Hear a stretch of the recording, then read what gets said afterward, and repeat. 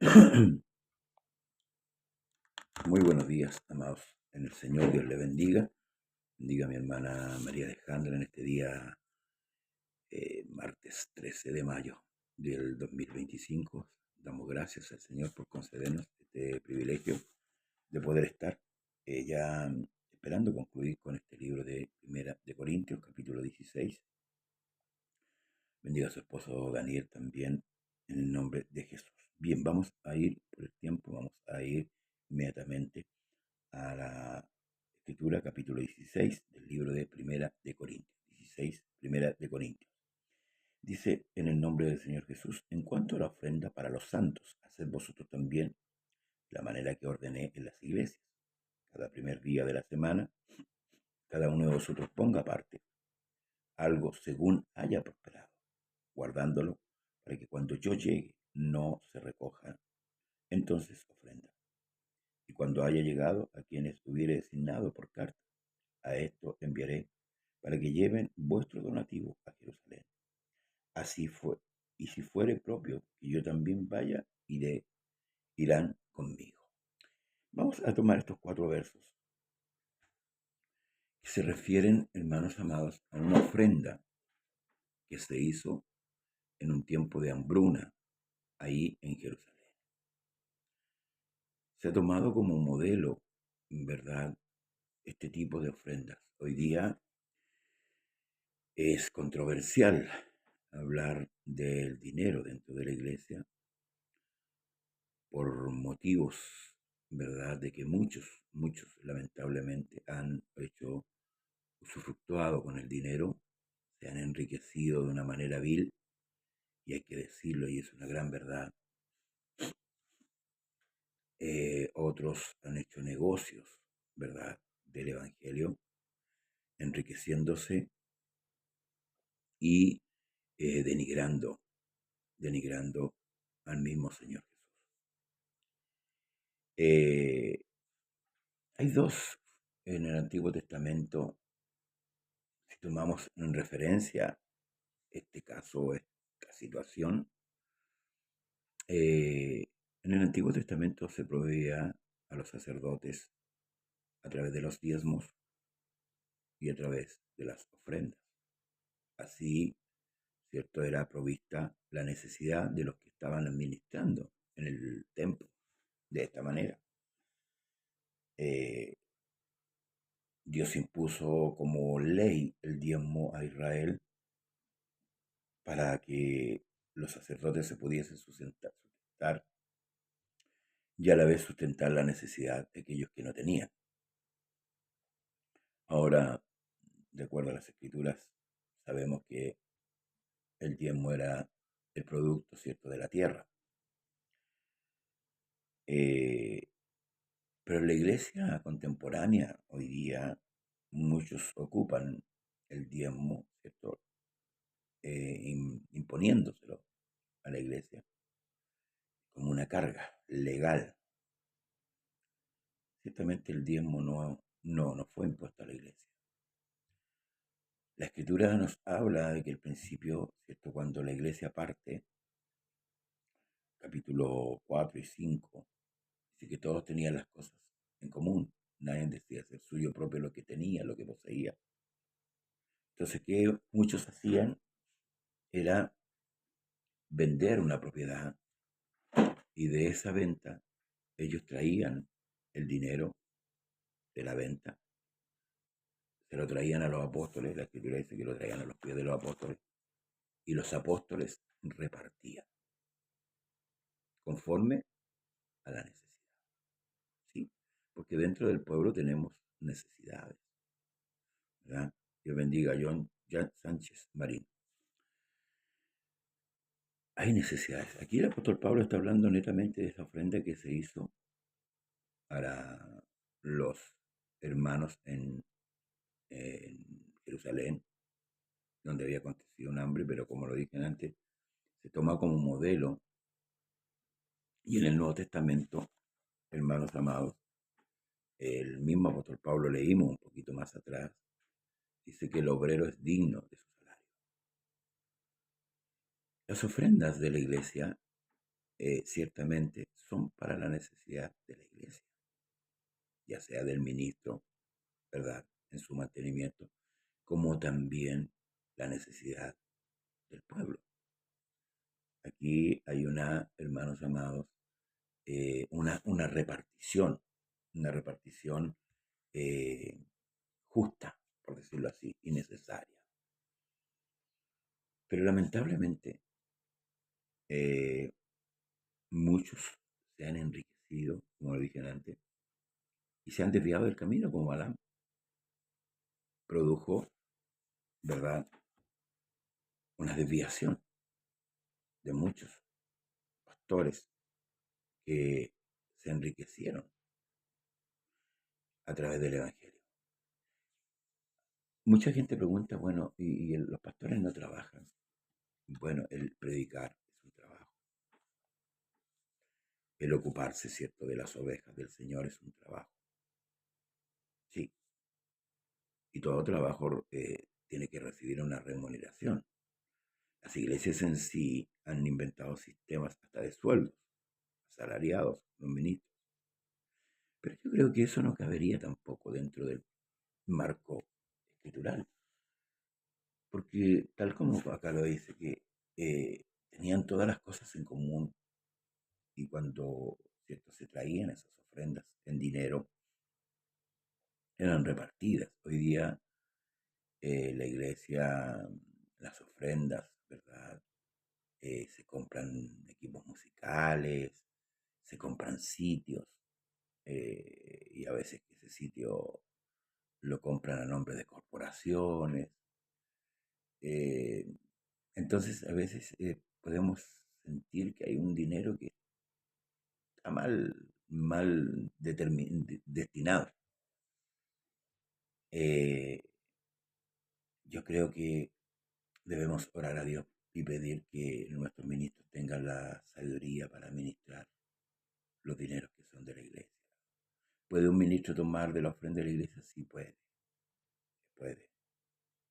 Dios le da ese derecho, esa facultad. Pero siempre lo he dicho, el que predica el Evangelio puede vivir del Evangelio, y tal como dice la Escritura, pero no enriquecerse, porque cuando ya entra en el plano del enriquecimiento ya está fuera de los márgenes divinos. Y ahí ya empieza a actuar el pensamiento humano. Nosotros debemos ofrendar, como el mismo apóstol Pablo dice, como propuso en su corazón, no por tristeza ni por necesidad, porque Dios ama al dador alegre, ni tampoco por mezquindad. Mm. Eh, si yo propongo en mi corazón una cierta cantidad, debo darlo, porque ya lo propuse. Y lo propuse porque sí puedo darlo, porque está a mi alcance darlo. Mm. Hoy día se manipula la mente de las personas, y hay personas que han sido dejadas en la calle o endeudadas, porque los ministros, como dije, han usufructuado de este derecho, por decirlo así, como dice Pablo, de este derecho, de ser mantenido, ¿verdad?, a través de las ofrendas. En el caso personal, yo nunca tomo ofrenda.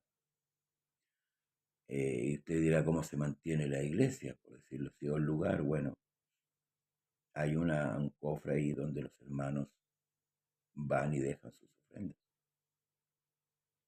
Ahora, ¿por qué ocupé la palabra yo no tomo ofrenda? Porque yo, en lo personal, perdone que ocupe la palabra yo,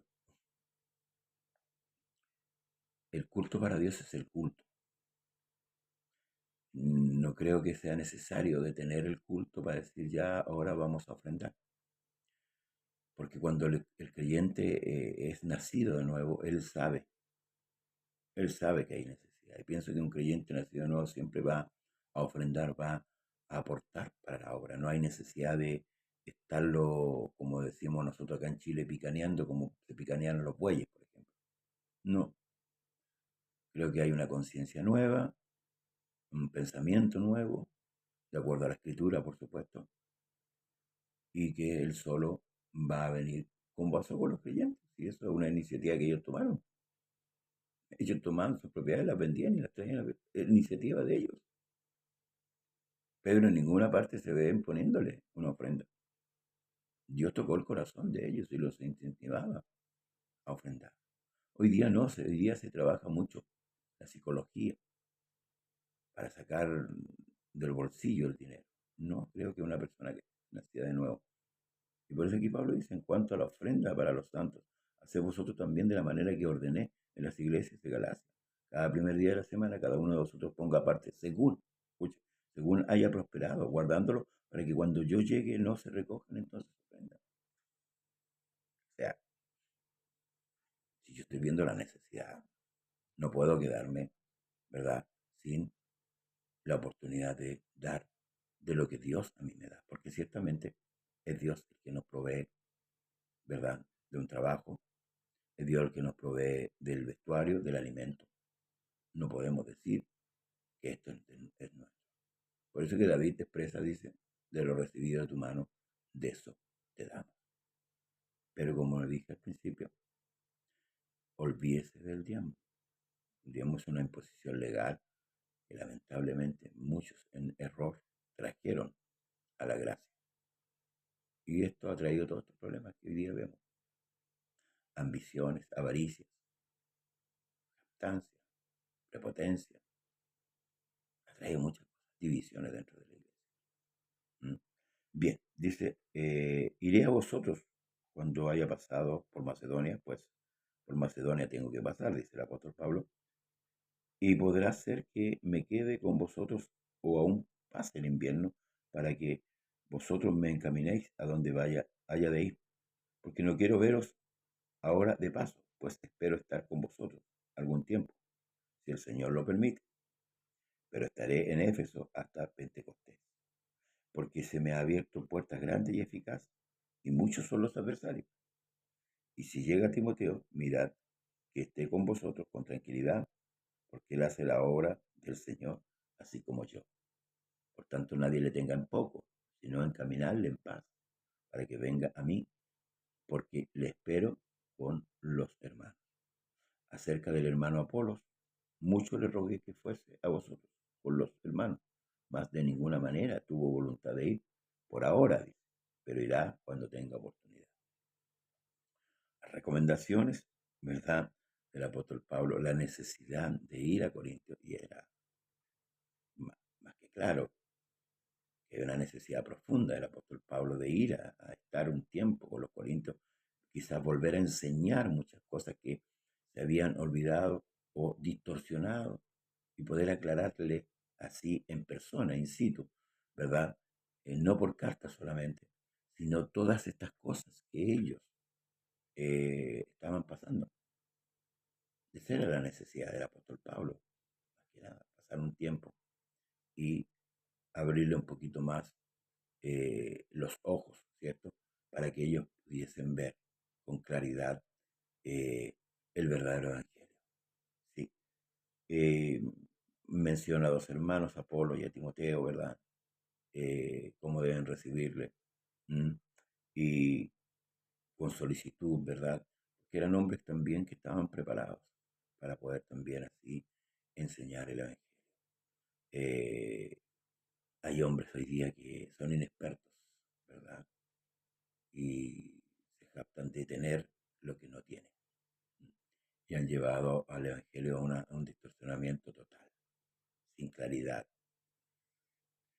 He alabado por muchos hombres, pero bueno, estos hombres llamados Apolo y Timoteo eran hombres que Pablo podía dar fe de que eran hombres ciertamente preparados. Gracias, hermano Daniel Vergara, Dios le bendiga.